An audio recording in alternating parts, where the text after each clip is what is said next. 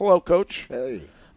You said last week on this show that a win would fix everything. So is everything fixed? Everything's not fixed. What I would say is a lot of the things that were happening over the last few weeks have been symptoms of losing, and you have to win one game before you can start to stack them together. So that's what I meant. So symptoms of losing meaning just everybody is everyone has solutions. Yeah. And it's not just in the building; it's outside. I can't even go to a grocery store without. Well, maybe you should change the time of practice.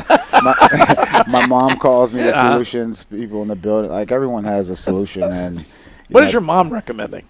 No, my mom recommends just play better. That's everything. just coach better and play better. Coach better and play better. Yeah. Well, that happened yesterday, and I think, speaking of noise, a lot of noise about you calling this football team soft and then saying they played soft, but seems like that you may have known exactly what you were doing, and that these guys responded well to that. The guys went out there and played well. I tried to walk it back last week as far as calling them soft. We played soft the last two games, and that's what I meant. And I would say those guys answered the challenge. I don't think we have soft guys in the locker room. That's just the way we played the last 2 weeks, and I thought they came out and played well yesterday. Jerod, I know that some of the guys, especially the wide receiver group, and we're all like that, guys who want the football, we're talking about being more productive, having more opportunities. It seems like they got some chances yesterday and still had some drops.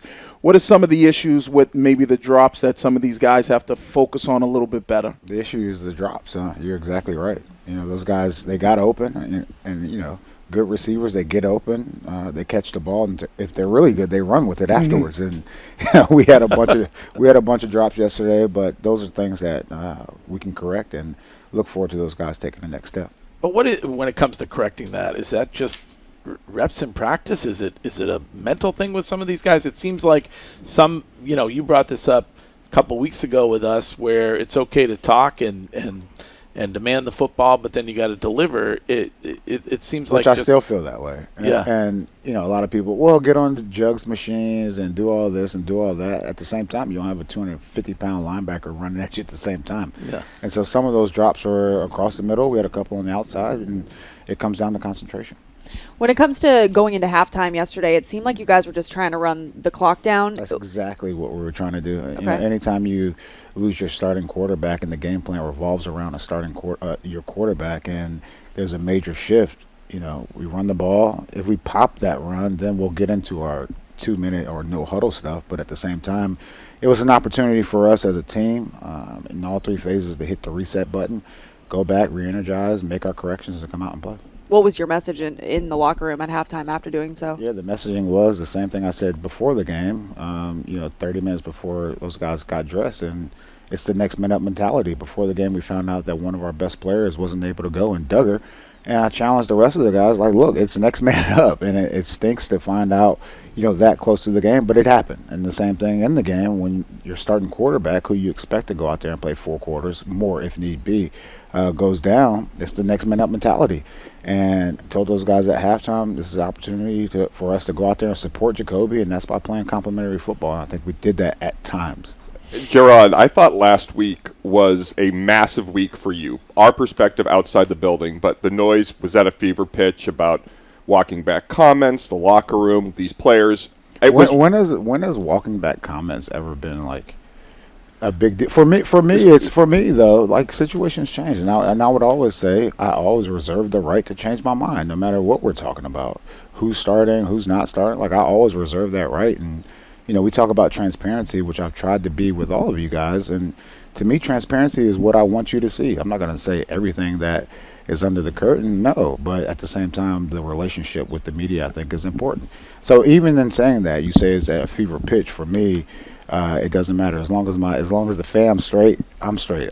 This isn't really adversity for me. I think it's a perspective thing, and I'm glad to hear you say that the way you said it, because I think some people perceive it to be a lack of experience or somebody who's new in a job. Yeah. I think is where that. I am new on a job, and what I will say is, just like I expect from our team to get better each and every week, I expect me as a head coach to get better every single week, and I demand that from our assistant coaches as well. Like, you guys got to get better every single week. It doesn't matter who the players are out on the field. We expect to go out there and win and play winning football. So. Are you also demanding from your assistants a new touchdown celebration every week? Is there a name for that? Look, I'm just happy we're scoring touchdowns if they are celebrating. Was that part of the plan? No, honestly, when Kraft released the shoes, AVP was joking around like the old kid and play, like tap up there. We were just out there having fun, man. Look, at the end of the day, winning is fun, and it's fun winning, and that's kind of our mindset. Just on I want you totally answered that properly, and Greg's waiting one day for me to actually do my job well enough to celebrate. But a part of that huge noise outside the building was led by the guy you replaced. And I know you don't want to get into personal stuff, but is it surprising on any level for you that a guy you played for, took you at 8 overall, worked on his staff for years, is so quick to criticize and sort of knock you when you're down? Well, I was 10 overall, so you got to do some research. Top 10 still. They traded back from 8 to 10. That's no, right. they didn't trade back from 8 to 10. They traded back from 7 to 10. Oh, my bad. There we go. Look, I learned a lot from Coach, and I learned a lot on the field, off the field, all those things. And saying that, I have to do what I believe in, and that's what it comes down to.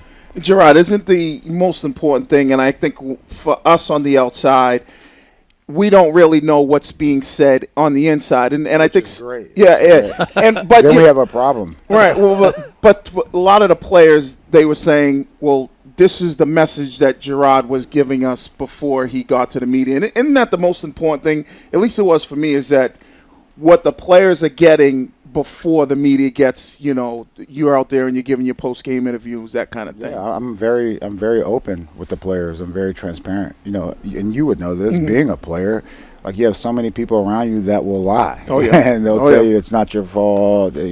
Well, this should have happened, that should have happened, and I feel like my job is to tell you the truth. And I live in truth, and I have no reason to lie. My mom always used to joke around, is it worth going to hell over? I'm like, no, Mom, no.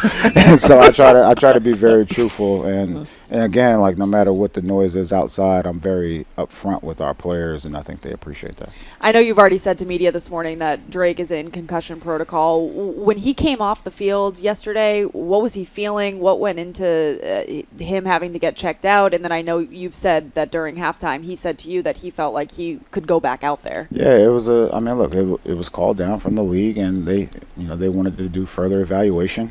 When I went in there at halftime, like he wanted to go back out there, but obviously he didn't pass the test, and not going to get too far into that, but at the same time, he went out there and threw a couple good balls after, I guess that's supposed to put him in the protocol. Yeah. Let me get quick to the Hellman's Mayo question of the week. You can purchase Hellman's mayonnaise at your local Walmart or grocery store to add extra deliciousness and creamy flavor to your game day dishes this football season. On that note, on Drake Maye, Boomer Esiason was on with us earlier this morning talking about young quarterbacks who want to run the ball and don't always take care of themselves. Is that something that you want to keep reminding Drake Maye about? This goes back to like, darn if you do, darn if you don't, and we should put him in the first week, or we should put him in here, and it's like, at a certain time, like we're always going to do what's best for the football team. And look, the quarterback is the most important position on the field. I mean, however you feel about that, the quarterback's the most important position on the field, and he has to protect himself a little better. You're sitting right next to a darned if you don't guy who thinks your record would be 4-4 if you had started Drake Maye. And the thing about it, that's fine for him to have that opinion. Like everyone can have that opinion. We also had a guy go out there and get hit 50 times in 4 games or whatever it is. So that's fine. Yeah. You told the CBS broadcast crew that Drake Maye had a lot to be thankful for, not just in how Jacoby Brissett handles himself and learning, but that Jacoby Brissett took a beating in those first games that allowed Drake Maye to come in healthy. What did you think of Jacoby Brissett's comments after the game, where he seemed to take some of the slights personally from the media and the fans as he went in and won that game in the second half? He's a competitor, and I think, if you do listen to that stuff, you might as well make it a chip on your shoulder so you can go out there and play hard. Well, give us a little insight, because we hear from him, but he's very quiet. And Christian Gonzalez, as far as what we hear from him, when he comes on this station.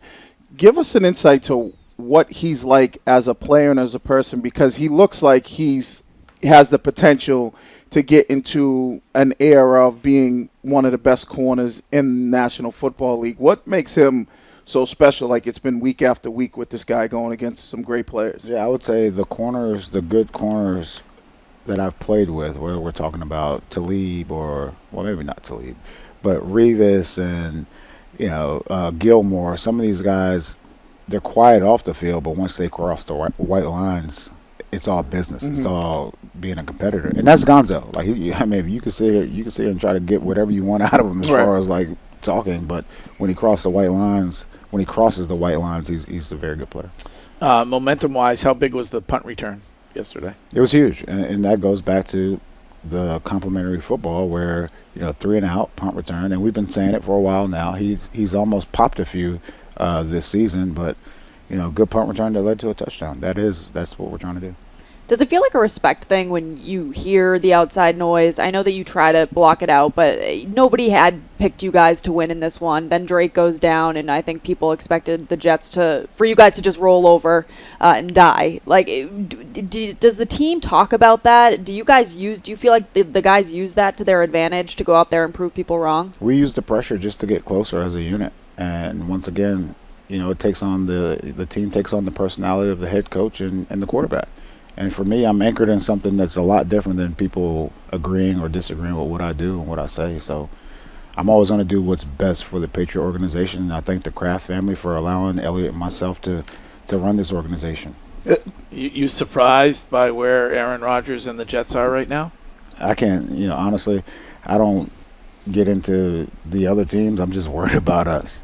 Well, I shouldn't say worried about us, but my only concern is the Patriots. Well, does being used to being in the media, does it help you with being able to deal with some of the criticism where people go, "Oh, he doesn't have experience," or which I don't, you've been coaching in the NFL for 8 years, so I don't really understand what that is. But does being in the media help with you not letting that frustrate you?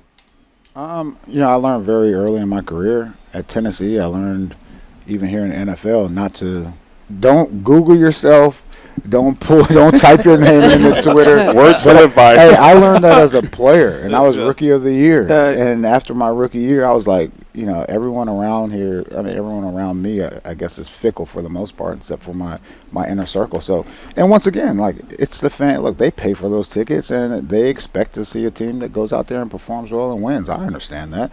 I understand you guys have to, sell advertisements. I understand all that stuff. And so for me, winning cures all. And I would say, building a sustainable winning organization for the future is also top of mind. And just, you talk about it all the time, being transparent. And that's what I love about getting the opportunity to have you address all this stuff. I know you essentially said this week you didn't have an issue with guys and how they're conducting themselves when they're not on the field, visiting cities. Can I just go back to that? Like, guys being out in London, simply not true. True. And so those stories continue to come out where it's just not true. Not true. Yeah, so I'm not sure where it's coming from, but Yeah. everyone has their sources. Again, working in the media, I understand how that works, but it's simply not true. So nobody missed curfew in London. I'm saying this: we didn't I'm saying this: we did not have people out in London. That's what I'm saying. I'm not going back to London. I don't want to go back to London. Is this me going back on what I just said? You're not walking. I'm not walking it back. What I'm saying is Nashville, not very true. fun city. And maybe put some restrictions in place down there. That's a fun city. Listen, the guys in the locker room, they do what we need to do to go out there and perform. And look, we'll win or whatever happens, but at the same time, these guys are professionals and they've acted that way. How I know you can't be specific, but Drake Maye, you think we won't see him for a while, or what's? I'm not sure. You're not sure. Yeah. Okay. Well, That's honest. Yeah, that's honest. Yeah, that is honest. The internet got me on alcohol prices at stadium, so believe me, I don't believe anything I see on the internet. Okay. Yeah, you do. You absolutely. Yes, he does. You're on the internet right now. What are you talking about, Wayne? This is Cap. Google it. Yeah, but you just were on Instagram too. I saw you scrolling well, Instagram. Headlines on Instagram, stealing stories. Come on, man, do your own work. Wiki's Wikipedia says he was Coach of the Year at Brockton. Hey, Coach of the Year I don't at believe Brockton. anything on the internet. No, speaking of coaching, just before you go, a little back and forth between you and Coach Wiggins. So it was off air, but I want to ask you, how would you have defended on that Jaden Daniels Hail Mary? Look, I mean, First of all, we said Your defensive, your brilliant defensive mind. We said a Hail Mary is a 50-50 ball, and it's not. Yeah, And that's what Wiggy said, 50-50 ball. Right. You know, That was the internet. we can say whatever we want to. It comes down to execution. Whether you want to rush it or you want to cover, it comes down to execution. And you can't have a free guy behind everyone else with nobody boxing them out. I mean, Yeah. that's what. What it is. about other guys like taunting the opposing fans? Is that good while the play is going on? Yeah, look, if you're going to do that, you better go out there and make a play. Again, going back to how I feel. Look, you can talk all the noise you want to, but you Yeah. better back it up. Don't Gotta be. make- You were that guy at the basketball court, like wristbands. Oh, and 100%. shoulders, and I never trash. get in. Never get in. If we were up by 40, they put me in. All right, Coach Mayo, great to see you. Great job. thanks. Great win. No, I appreciate it. All right, and we'll talk to you again It next sounds week. good.